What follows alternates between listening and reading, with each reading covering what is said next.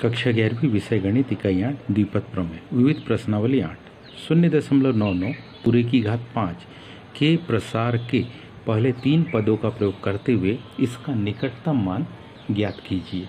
हमारे पास जो दिया गया पद है वह 0.99 पूरे की घात कितनी 5। इसको जब हम लिखेंगे तो हम इसको लिख सकते 1 ऋण 0.01 पूरे की घात 5।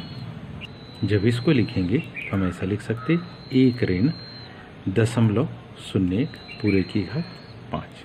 ये दोनों एक ही है, ज़्यादा कोई विशेष अंतर नहीं। अब इसका जब हम विस्तार करेंगे तो इसका विस्तार करने पर जो पद आ रहे हैं ध्यान से देखिए 5c0 पहला पद आएगा, क्योंकि दूसरा पद आएगा तो उसकी घात 1 होगी तो ऋण की घात 1 होगी, इसलिए ऋण चिन्ह आएगा। तो ये 5c1, क्योंकि यहाँ पर 1 की घात 1 2 3 लिखने से कोई अर्थ नहीं है, तो हमारे पास जो मान आएगा क्या 0.01 की घात 1, दूसरा पद था घात 1 है इसलिए ऋण चिन्ह। 5c2 दूसरे पद की घात पहले में 1 दूसरे में 0 दूसरे में 1 तीसरे में 2, इसलिए यहाँ कौन सा चिन्ह है धन का चिन्ह है। पहले में घात 1 दूसरे में 1 तीसरे में 2 चौथे में 3, इसलिए यहाँ ऋण चिन्ह आएगा। 5c3 क्या 0.01 पूरे की घात कितनी 3।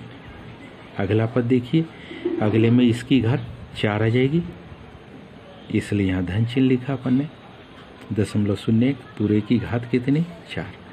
सबसे आखिरी वाले में 5 आएगा, इसलिए यहाँ पर ऋण चिन्ह 5c5 किसकी 0.01 की घात कितनी 5। ये हमारे पास पद आ गए। अब उन्होंने क्या कहा है, इसका प्रसार करते पहले 3 पदों का प्रयोग, यानी पहला दूसरा और तीसरा लेना है। मतलब बाकी के पद को क्या कर दे छोड़ दे, बाकी के पद को छोड़ देने पर अब हम जानते दूसरा पद होगा 5c1 क्या 5c.01 धन 5c2 0.01 पूरे की घात 2।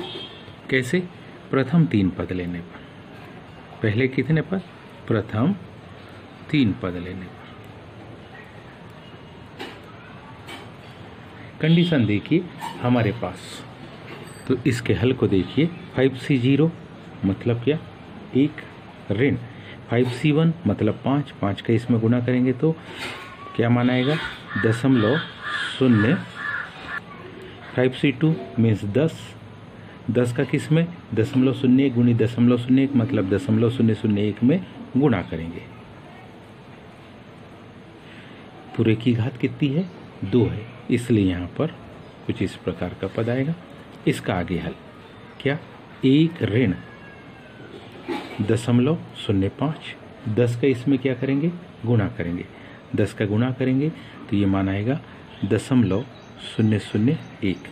इन दोनों को जोड़ देंगे, उसमें से 0.05 को घटा देंगे तो मान आएगा कितना 0.951। उम्मीद है आप सभी को समझ में आया होगा। आज के लिए इतना ही, शेष कल। धन्यवाद।